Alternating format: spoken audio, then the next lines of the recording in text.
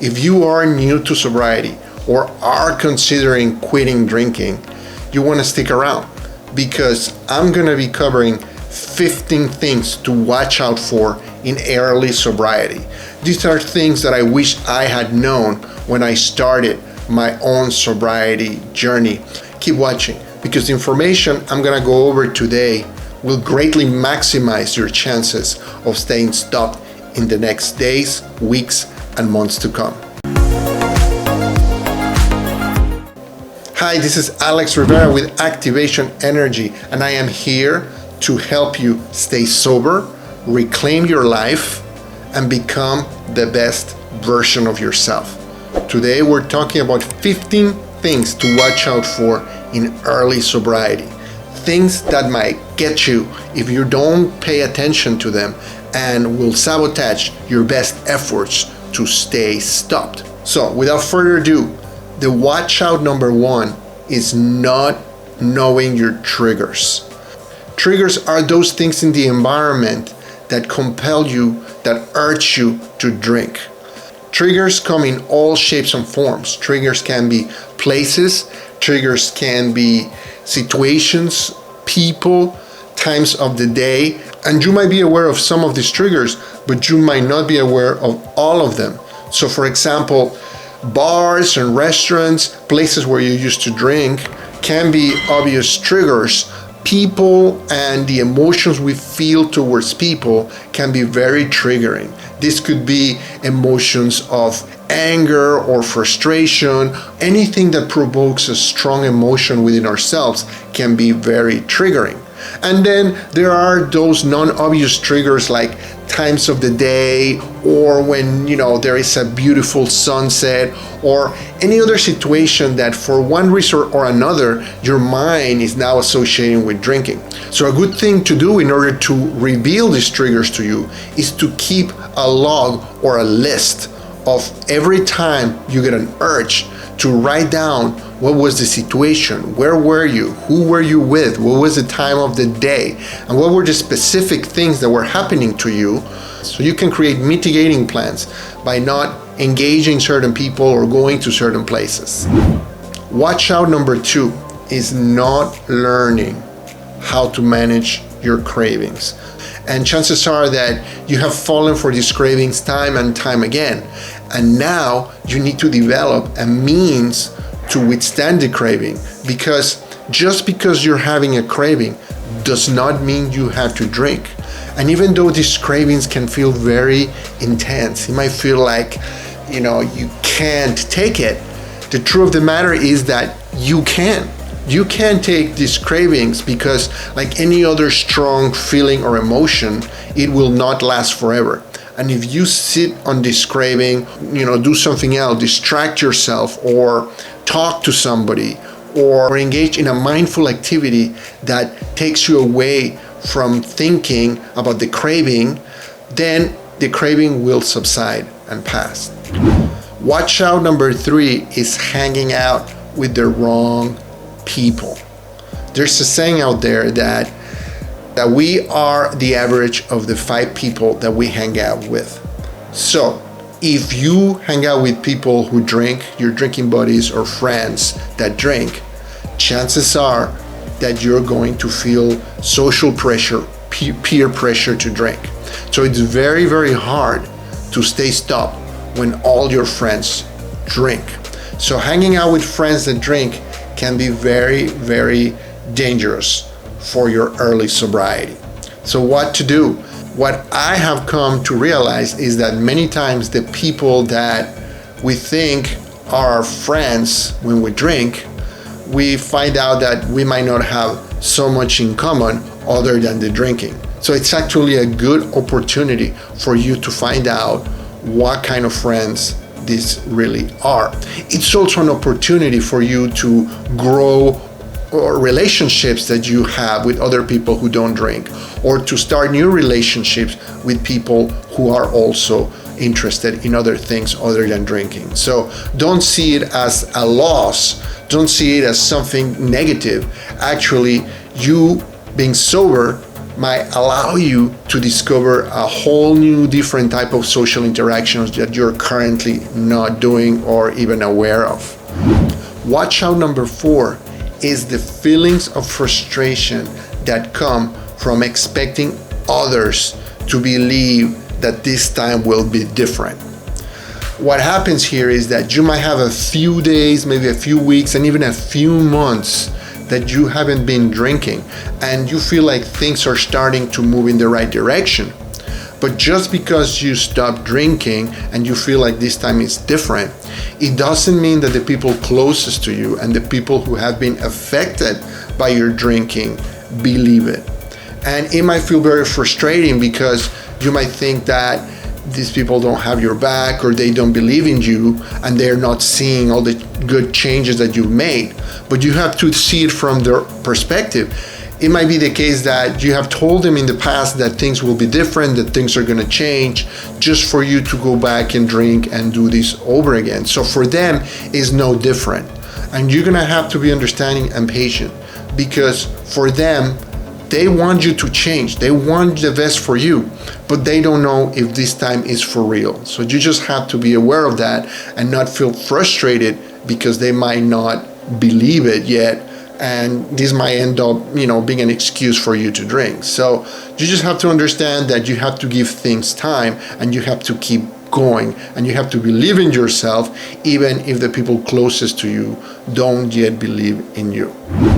Watch out number 5, overconfidence. So I see this time and time again, and I am guilty of this, because when you decide to stop drinking and you start putting a little bit of distance between you and your last drink, some things start turning around fairly quickly. You start feeling physically better, you have more clarity of mind, you are more present, and you might think that perhaps you got this and you have been able to beat the situation, and maybe you did not have a problem after all. Maybe you were just acting stupid, or perhaps you were not looking at this the right way before, but now you got it. And then you let your guard down and you start going to the places that trigger you. You start hanging out with people who drink, and you start falling back into your old habits. And next thing you know, you are drinking and you're back to square one. And sobriety is something that you build over time.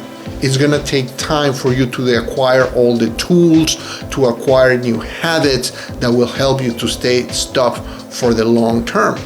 In the meantime, you have to stay vigilant, because there is a saying that while you're not drinking, your habit is doing bench presses in the background, is doing push-ups, is getting ready for when you decide to sleep up, and it's just gonna come right back stronger than ever.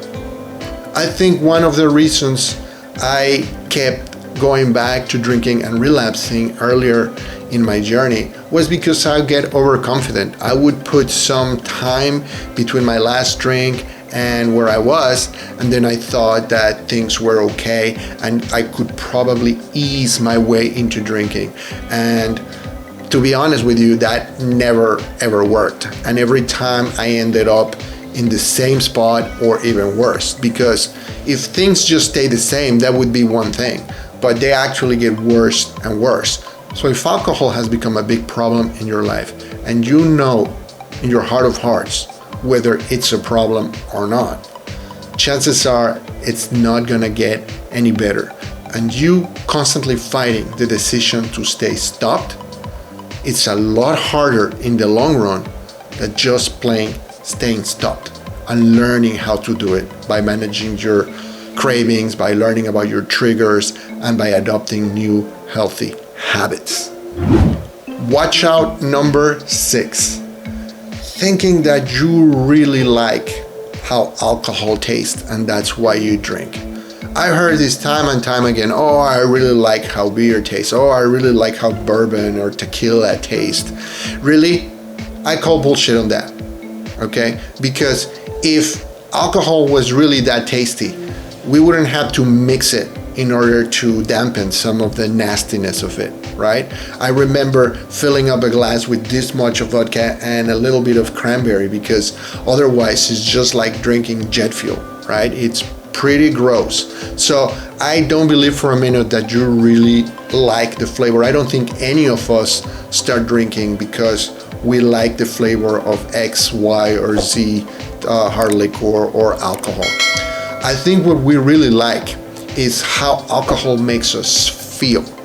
And we also really like the dopamine hit that we get when we know we're gonna be drinking, or when we're about to drink, or the hit that we get right when we start drinking. Also, we probably enjoy, the situation when we are drinking, perhaps with friends, and we remember having a good time, and we selectively forget all the consequences that came about from a long night of drinking.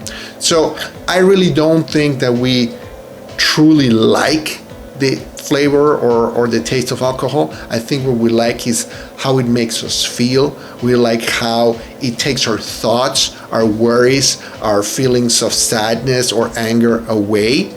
And we like perhaps the situations that we are, if we're hanging out with friends or having, a good time. If you have a choice between a drink that has no alcohol that tastes real good and a bourbon or a tequila that tastes really nasty but would not make you feel drunk, would you still really drink bourbon, tequila, or whiskey if it didn't make you feel drunk? Let me know how you feel about it. Leave a comment and let me know if you feel that you really like alcohol, or if you like the way it makes you feel, or you like the way it takes you away from your strong feelings. Let me know what you think if you don't agree with me. Watch out number 7 is not developing a substitute for your drinking habit, because drinking is a habit and it's something that you've done so many times that you almost do it in automatic at a certain moment, certain situations, certain times of the day. So you have to replace this habit with another habit, because if you don't, your brain is going to be constantly bombarding you with urges and cravings to drink. So you have to figure out what else can you do with your time, with the moments when you were drinking. Once you decide to stop drinking, you have to be doing something else. So for example, I used to drink in the morning sometimes when I was very stressed out and anxious, and I had the opportunity because I was working from home, or I was, there was nobody around. I would drink, at 9 o'clock, 10 o'clock. So what I decided is that now that I had decided to stop drinking, I was going to do something else at that time. I'm not going to hang out at home. I'm not going to be working from home on those hours. Maybe I'll go to the gym. Maybe I'll go for a walk. Maybe I'll come up with a different task or errand at that time of the day, so I don't fall back for the same old habit. So developing new habits to replace the drinking habit is critical. I would say this is one of the most important things to start working on and to develop in early sobriety, because habits take a while to form, right? So you're combating, you're fighting your old habit, and it's gonna take a little bit of time to develop the new habit. So the sooner, the better.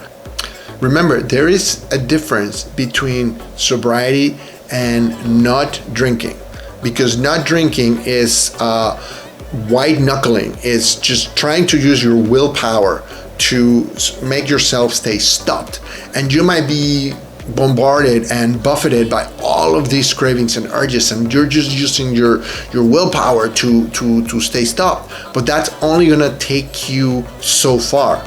I don't believe in willpower in this instance, because if it was about willpower, it would be just very easy to one day decide to not drink and then just stop cold turkey. But that is not the case. So I truly believe that developing these new habits to replace drinking is one of the keys to staying stopped. This leads me to watch out number 8, which is do not make the mistake of substituting one addiction to another. So now you decide to stop drinking. So in order to ease your strong feelings, your anxiety, your stress, now you're gonna smoke weed, or you're going to overeat, or you're gonna indulge in shopping sprees, or gambling, or porn. So it is a big mistake to replace one addiction, one maladaptive behavior with another. So on watch out number 7, I said it's very important to replace the drinking habit with something else, but make sure it's not just another bad thing for you.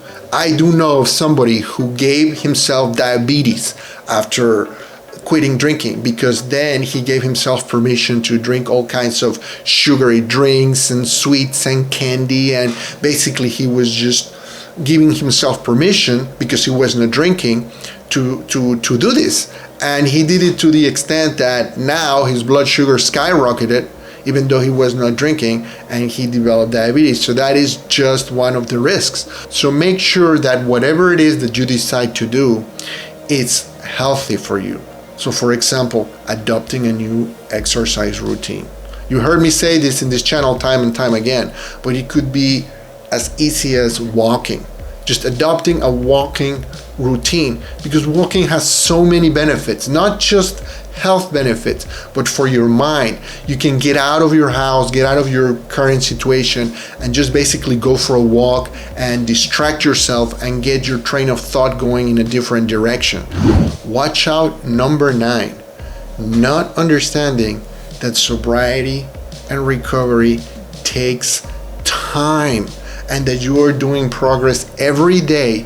You commit yourself to your sober journey, you are making progress. And it might not feel like that. It might feel like you're at a standstill, or nothing is happening, or you're not feeling good, or your anxiety is still there. But trust me, every time you decide to not drink, and you are deploying some of these tools to help you cope with your cravings, you're learning about your triggers, you're learning about how to sit with the strong emotions, you're doing progress.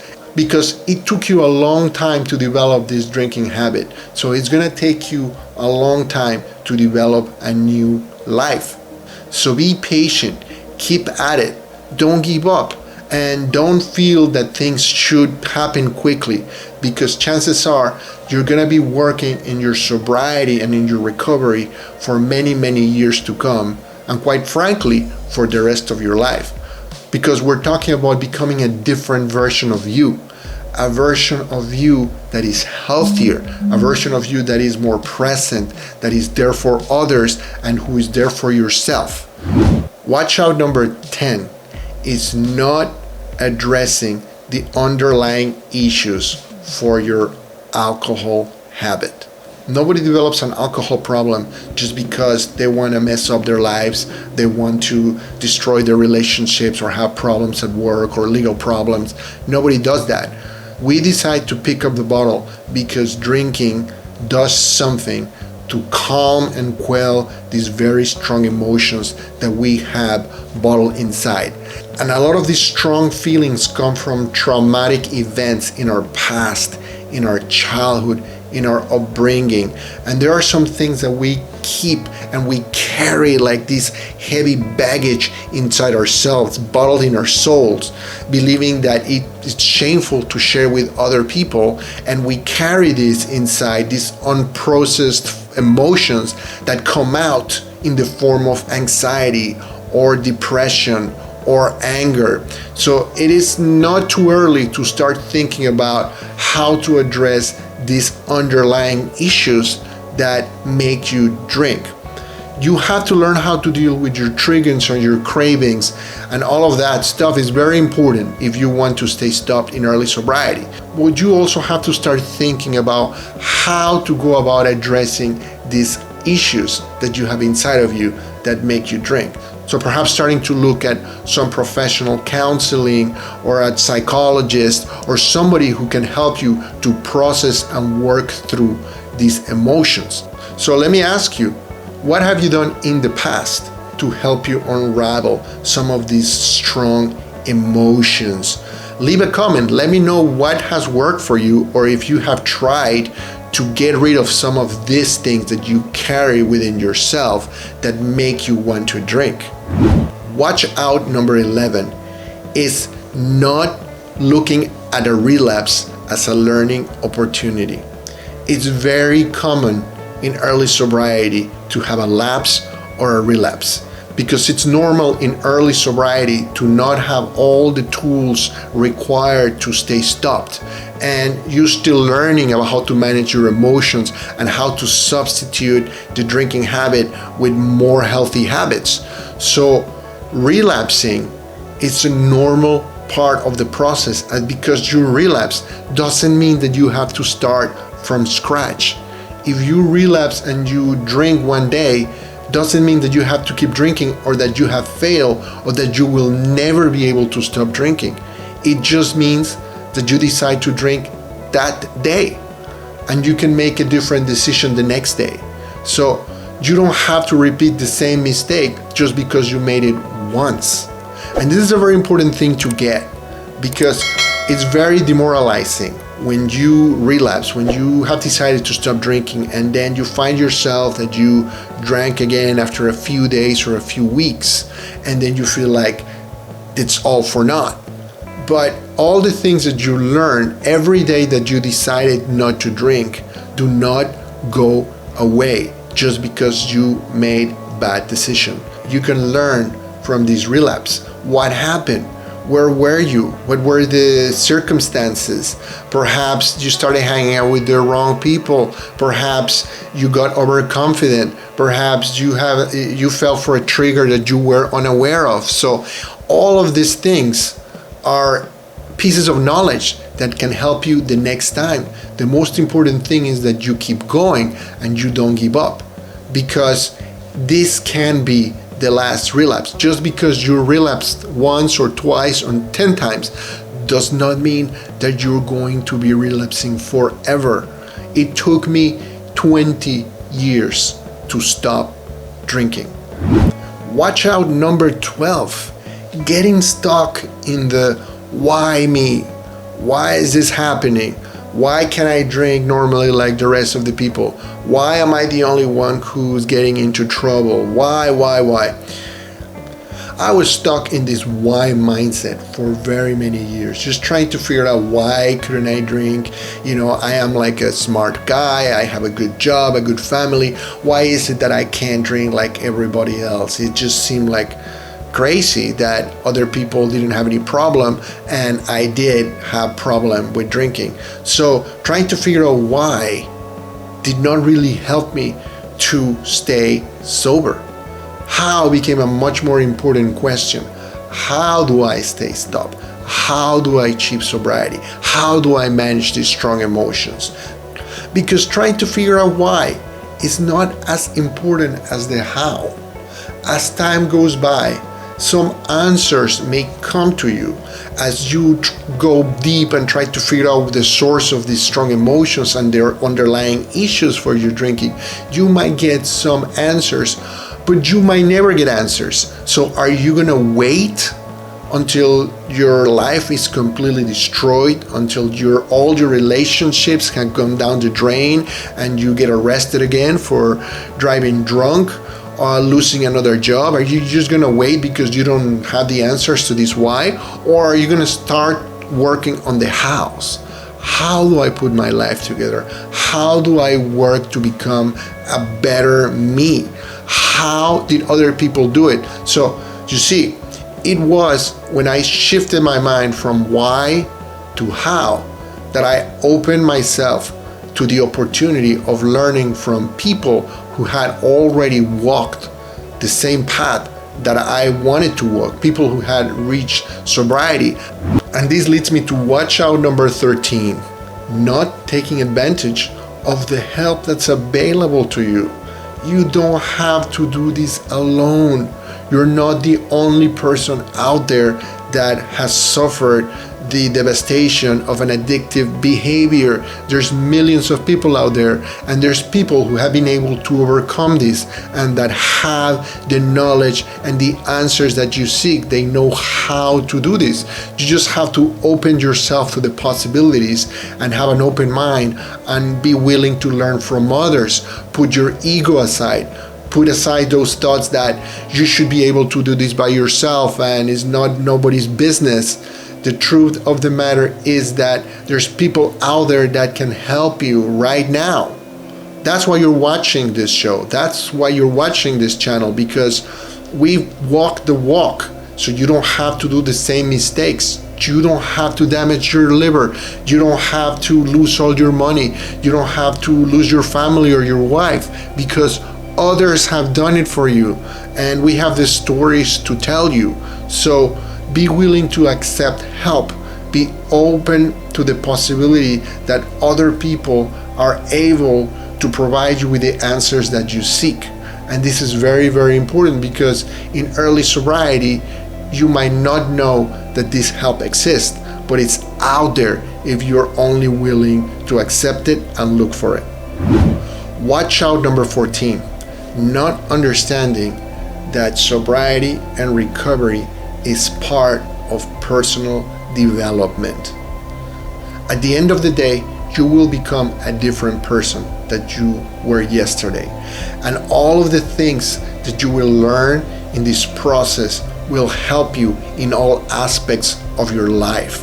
Learning how to manage your thoughts, your feelings, your behaviors, learning how to identify your triggers, adopting new habits that are healthy for you and that help you to stay away from drinking are the same habits that will help you in all other aspects of your life. So understand that recovery is part of personal development, and it's not just about not drinking, it's about becoming a better version of yourself. It might not feel like this right now, but it's not about giving something up. It's about gaining a new life, gaining a new lease on life, new perspective. Now you're gonna be able to live again and have dreams again and pursue your goals without the shackles that a drinking habit represent for you right now. So you might think that you have to give up your life and all the things that you know, but maybe that's not such a bad idea. Others have done it, so why not you? There's nothing intrinsically different or intrinsically wrong about you. You have made a lot of bad decisions in the past, perhaps, that you're not proud of, but haven't we all? And just because you made bad decisions in the past, perhaps many bad decisions, doesn't mean that you cannot make good decisions. You can start making good decisions now. And there is absolutely no law of the universe that says that you have to be the same person you were 5 minutes ago. You can change. You can decide something different for yourself every single day you wake up. And my final watch out is watch out number 15, which is not making long-term plans for your life. Many times we are just living day to day, and we're just carrying the momentum of our lives without really knowing where we're going. So it's like a ship that leaves port without knowing where it's supposed to go. Well, it's bound to just wander around the oceans and never get anywhere. So it's never too late to start thinking about meaningful goals for your life, meaningful goals for yourself, for your family, things that you want to do. So even though things might have gone really bad for you, that does not mean that they cannot get better, but you have to have goals. You have to be aiming at something, because if you're not aiming at specific goals, then you're just not going to achieve them. So take some time to think about what it is that you want for yourself, for your life, for your family, in all aspects. What kind of relationships you want to have. What are your finances going to look like? Where do you want to live? So be willing and be brave enough to dream again and set goals for your life. It doesn't matter what has happened, what you've done, where you find yourself. Goals will help you to wake up every day and do a little bit of progress towards specific destination. So these are the watch outs that I wish I had known when I started my journey.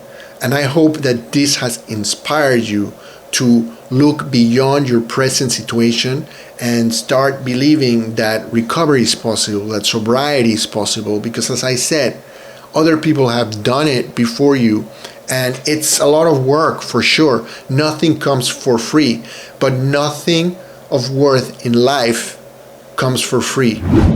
I went to rehab with a lot of doctors and psychiatrists. And the more intelligent you think you are, the harder it is to let go. You think, I've got a solution. I'll just drink a little bit. It's like saying, I'll just partially circumcise myself. I'll be fine. And then you have to go, nope, you lose. You can't do it. You need help. And at that point, that's the beginning. And then, you know, once you do that, you're out and running. If you look at the people that overeat, eat their fucking feelings, and end up just as unhealthy, it's a lot more. If you look at people who shop and gamble or have sex or relationships or use the fucking phone, we're very programmed to seek out rewards and get compulsive about it, gamble, whatever.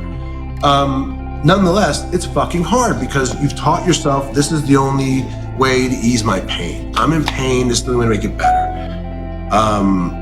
The cure for addiction is suffering. You suffer enough that something inside you goes, I'm done. Stop drinking, yeah. Very difficult? No, beautiful. Unbelievable. Better. Oh, are you kidding? I would never be sitting here with you. No way, no chance. Because? Because I wouldn't have been able to have access to myself or other people, or even been able to take in other people if I hadn't changed my life. No way. And I never would have been able to have relationships that I do. I never would have been able to take care of my father the way I did when he was sick. So many things. What I realized was I was running to things to avoid tough feelings, painful feelings. I just didn't know how to deal with them, and looking for anything I found that I use for escape, to escape those kinds of I guess difficult feelings. I don't know how better to describe it. I mean, that can be anything. That can be drugs, booze, Netflix, snacks. Well, I need to be kept right-sized, because I can easily fall into self-seeking and depression and self-pity and judgment and all that stuff. It's kind of it's a bit of a default, but I spend enough energy and I've had enough help over enough years to actually just say, oh, that's just awful, destructive behavior you're entertaining in your head, you know. Thank you for sticking till the end. And please check out this video where I go in depth about how to identify triggers, which is very, very helpful in early sobriety. Thank you for watching, and you've got this. Let this be the beginning of the end of your drinking career, because on the other side there is a better life for you and your family, and you can do this. This is Alex Rivera with Activation Energy, and I will see you in the next video.